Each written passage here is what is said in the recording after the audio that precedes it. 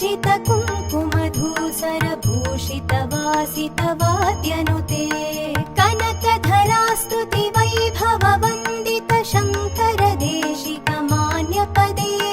जय जय हे मधुसूदन कामिनि विजयलक्ष्मि सदा पालय माम् जय जय हे मधुसूदन कामिनि विजयलक्ष्मि सदा पालय माम् प्रणत सुरेश्वरि भारति भार्गवि शोकविनाशिनि रत्नमये